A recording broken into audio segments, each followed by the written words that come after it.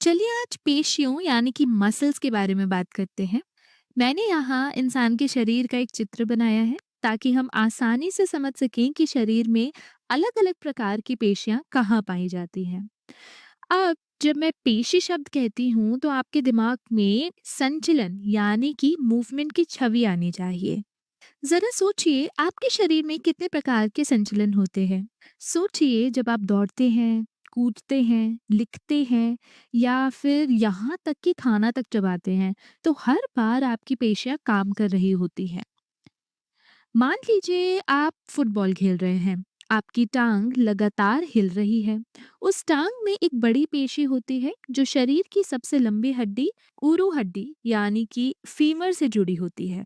ये जुड़ाव कंडरा यानी कि टेंडन के माध्यम से होता है। अब सवाल ये है, क्या हर कंकाल पेशी यानी कि स्केलेटल मसल को हड्डी और कंडरा से जुड़ा होना चाहिए? जवाब है नहीं। शरीर में कुछ पेशियां एपोन्यूरोसिस नामक चपटे कंडरे के माध्यम से जुड़ी होती हैं। उदाहरण के लिए बाह्य तिर्यक पेशी यानी कि एक्सटर्नल ऑब्लिक मसल को लें। ये एक चपटी संरचना से जुड़ी होती है जो शरीर के दोनों ओर फैली होती है। तो अब आप जान गए हैं कि हर पेशी हड्डी और कंडरे से जुड़ी नहीं होती। पेशियों के तीन प्रकार होते हैं। पहला चिकनी पेशियां यानी कि स्मूथ मसल्स। तो ये पेशियां अंतरंग अंगों यानी कि हॉलो ऑर्गन्स या फिर खोखले अंगों में पाई जाती हैं। और इसके अलावा ये पेशियां आपको रक्त वाहिकाओं में भी मिलेंगी। ज्यादातर रक्त वाहिकाओं और अंतरंग अंगों की दीवारों में ये पाए जाते हैं। ये अनैच्छिक यानी कि इनवॉलेंट्री होते हैं क्योंकि ये स्वतः काम करती हैं। इनकी गति काफी धीमी होती है, मतलब ये तीनों पेशियों में से सबसे धीमी होती हैं। इनमें कोई भी धारियां नहीं पाई जाती, इसलिए हम इन्हें नॉन स्ट्राइटेड बोलते हैं। और इनका आकार अगर देखा जाए तो इनका आकार होता है स्पिंडल शेप्ड, यानी कि इनका आकार धुरी के आकार जैसा होता है। इसे समझने के लिए आप आँख या फिर बादाम का उदाहरण ले सकते हैं, क्योंकि ये वैसी ही दिखती हैं। अब बात करते हैं हृदय पेशियों की।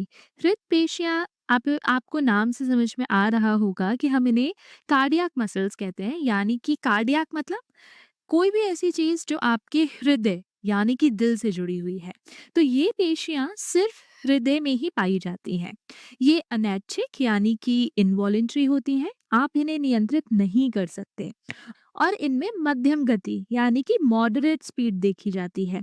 इनकी गति कंकाल पेशियों से धीमी लेकिन चिकनी पेशियों से तेज होती है।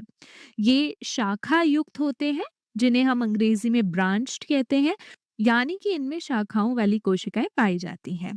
इसमें आप एक या दो नाभिक देख सकते हैं और ये नाभिक ज्यादातर मध्य में ही पाए जाते हैं। कंकाल पेशियां यानी कि स्केलेटल मसल, ये पेशियां हमारे शरीर की हरकत यानी कि संचरण या मूवमेंट के लिए जिम्मेदार होती हैं, जैसे दौड़ना, कूदना या हाथ हिलाना।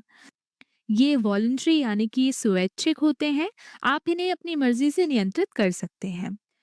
ये सबसे तेज काम करती हैं, यानी कि इनकी गति बहुत ही ज्यादा तेज होती है। हम इन्हें रेखित बोलते हैं, रेखित यानी कि स्ट्राइटेड, क्योंकि जब आप इन्हें माइक्रोस्कोप में देखेंगे तो इनमें आपको धारियां नजर आएंगी।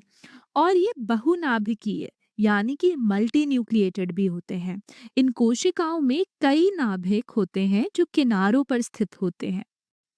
अब ये पेशियां कहाँ पाई जाती हैं? तो हम जानते हैं कि चिकनी पेशियां अंतरंग अंगों में पाई जाती हैं, जैसे कि पेट और आंतें। रक्त वाहिकाओं में भी ये पाए जाते हैं, जैसे कि एओर्टा जो सबसे बड़ी रक्त वाहिका है। अगर हम हृदय पेशियों की बात करें तो ये सिर्फ हृदय में पाई जाती हैं और हमारे दिल की धड़कनों को नियंत्रित करती हैं। और कंकाल पेशियां अगर देखें तो ये शरीर के बाहरी हिस्सों में होती हैं और ज्यादातर हमारी इच्छाओं से संचालित होती हैं। अब जरा नजर डालते हैं इन पेशियों की कार्यप्रणाली पे।